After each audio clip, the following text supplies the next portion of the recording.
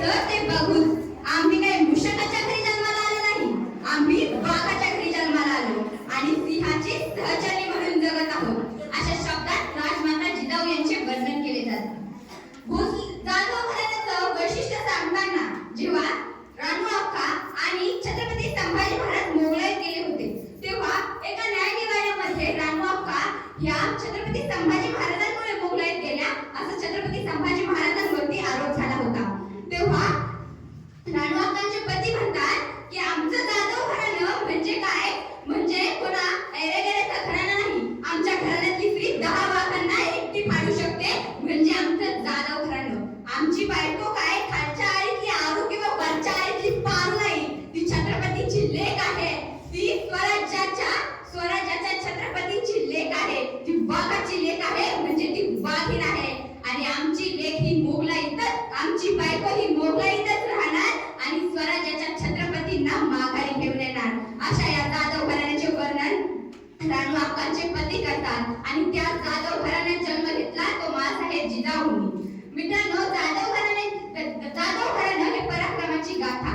एकदा एक हत्ती पिसळला होता, तेव्हा त्या हत्तीला शांत करण्यासाठी 2 तुकड्या तयार करण्यात आल्या होत्या.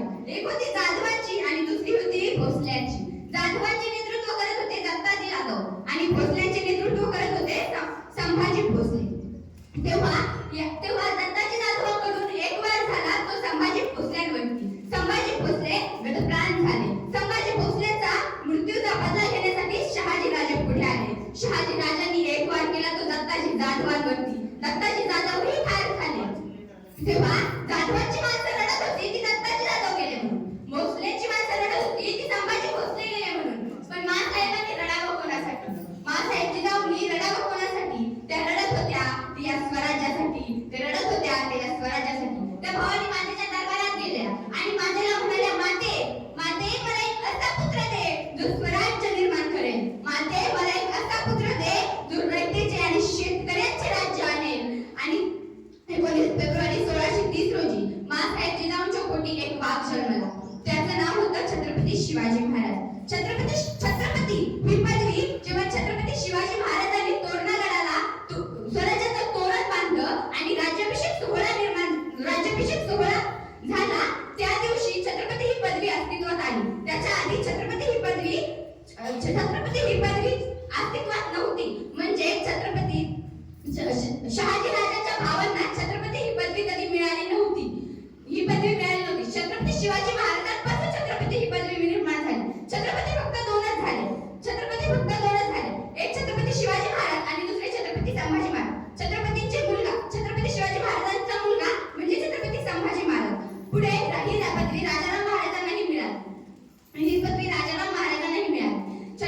माँसाहेब जिजाऊ म्हणतात की स्वराज्य निर्माण करायचे ते स्वतःसाठी नाही, आपलं भागलं म्हणजे झालं म्हणून असं व्हायला नको म्हणून राज्याभिषेक सोहळा झाला आणि तेव्हा छत्रपती ही पदवी निर्माण झाली. म्हणजे छत्रपती या शब्दाचा अर्थ माँसाहेब जिजाऊ सांगताना म्हणतात की छत्रपती म्हणजे रयतेवर छत्र धरणारा छत्रपती. छत्रपती म्हणजे रयतेच्या सुखासाठी ऊन झेलणारा छत्र म्हणजे छत्रपती. म्हणजे छत्रपती शिवाजी महाराज. जे काय रंजले गांजले त्यासी म्हणे जो आपुले. जे काय रंजले गांजले त्यासी म्हणे जो आपुले. साधू तोचे ओळखावा देव तेथेची जाणावा. साधू तोचे ओळखावा देव तेथेची जाणावा असं तुकाराम महाराज म्हणतात. म्हणजे आपण छत्रपती शिवाजी महाराजांमध्ये देव ओळखला, देव तेथेची जाणावा. धन्यवाद.